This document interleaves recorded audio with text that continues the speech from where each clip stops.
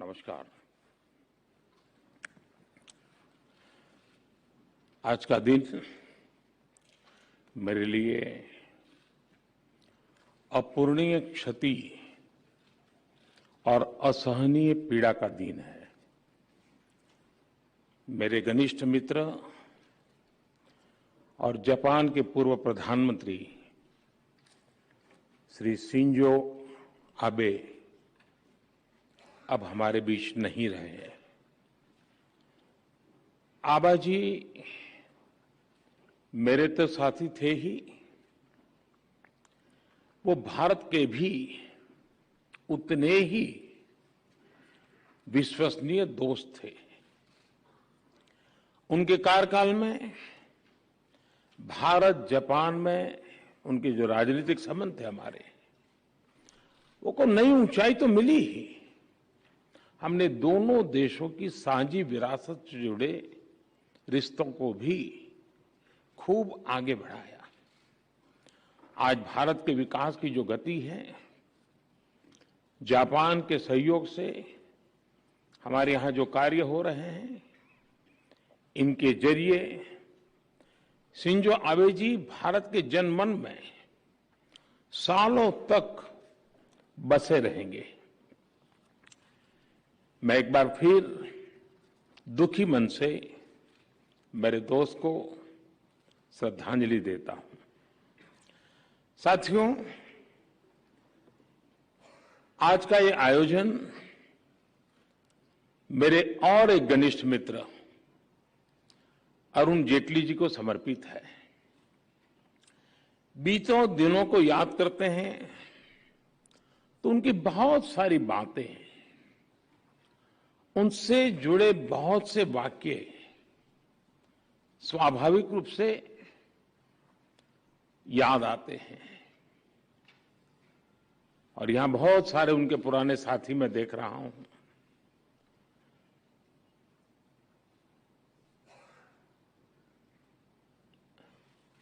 उनकी ऑरेटरी हम सब उसके कायल थे, और उनके वन लाइनर लंबे अरसे तक हवा में गूंजते रहते थे। उनका व्यक्तित्व विविधता से भरा था और उनका स्वभाव सर्वमित्र वाला था। यहां जितने भी लोग दिखते हैं, हर एक की अलग अलग दुनिया है, लेकिन सब अरुण के मित्र थे। ये अरुण के सर्वमित्र की विशेषता थी। और उनके व्यक्तित्व की इस खूबी को सभी आज भी याद करते हैं और हर कोई अरुण की कमी महसूस करता है। मैं अरुण जेटली जी को अपनी विनम्र श्रद्धांजलि देता हूं। साथियों, अरुण जी की स्मृति में इस लेक्चर का जो विषय रखा गया है, growth through inclusivity, inclusivity through growth, वो सरकार की डेवलपमेंट पॉलिसी का मूल मंत्र है। मैं थर्मन जी का विशेष रूप से आभारी हूं कि उन्होंने हमारे निमंत्रण को स्वीकार किया, और मैंने कई बार उनको सुना भी है, उनको मैं पढ़ता भी रहता हूं। उनकी बातों में, उनके अध्ययन में, वो सिर्फ भारत में ही बोलते हैं तब नहीं, दुनिया के अन्य देशों में भी जब जाते हैं तो काफी रिसर्च करते हैं। लोकल टच उनकी हर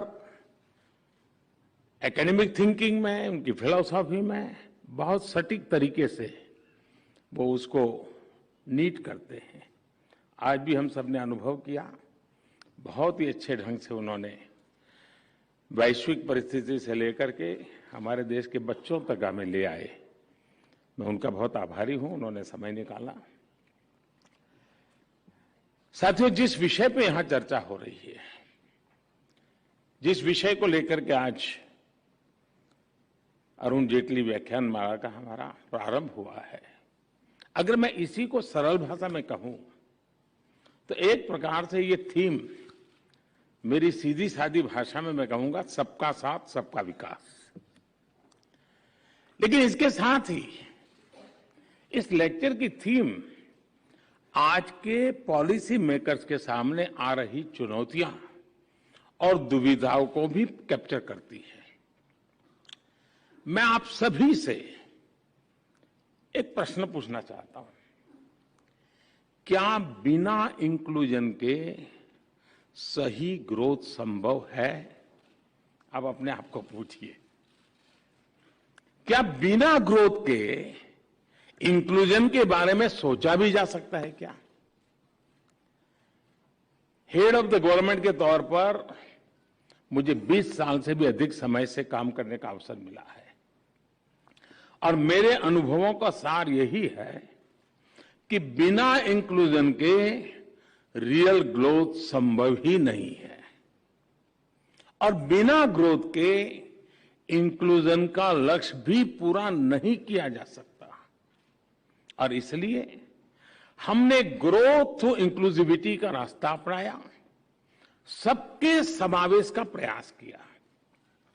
बीते 8 वर्षों में भारत ने इंक्लूजन के लिए जिस स्पीड के साथ काम किया है, जिस स्केल पर काम किया है, वैसा उदाहरण आपको पूरी दुनिया में कभी भी नहीं मिलेगा।